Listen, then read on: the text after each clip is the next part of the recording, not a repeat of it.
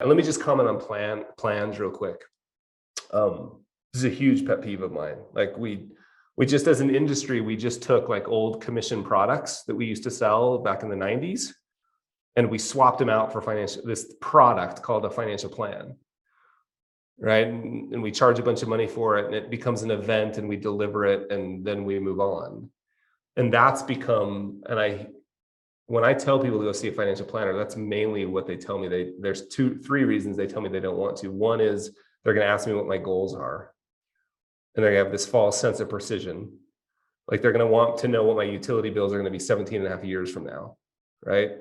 That's the first one. Like, I don't know what my goals are. So that's where we get to goals or guesses. And right, we're just placing small bets and we're trying to be less wrong.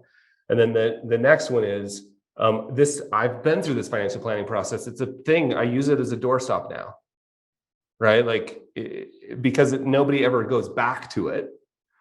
And the third one is, and I'm using my own words, but like, I can hear clients say this, like, oh, it's cute that you all think you know what the next 30 years of my life is going to look like. Very closely related, all three of them, right?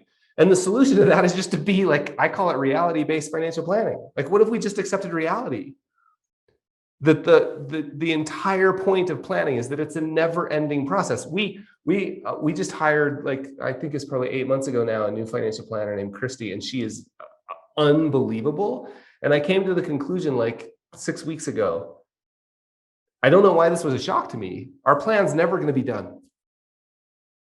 I'm like, Christy, when are we going to be done? And she's like, Carl, I think I've heard from someone. And then she just repeats stuff that I've said.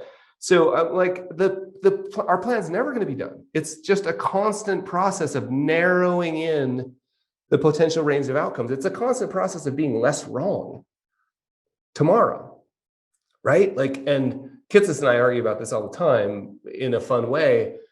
We don't know where the line is between, we got to be good at the technical upfront. Like, we want to be the best guessers in the world, right? We want to have defensible projections. The assumptions we use in a Monte Carlo tool, we want to be able to defend them. Like, you got to be a technical, just because the plan's going to change doesn't mean we get to go, oh, planning doesn't matter. No, actually, it still matters because we want a good baseline. But then somewhere we have to shift and go, it's not about being precisely correct today, because that's impossible. It's about being less wrong each day as we go forward, right? And that's just reality. Like, do a little bit of research on complexity theory, and you'll start to understand that humans and their finances are a complex adaptive system.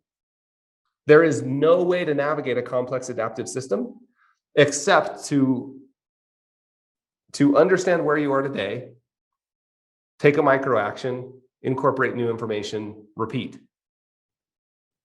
Right? Plans are worthless in a complex adaptive system, except that they serve as the baseline for our course corrections.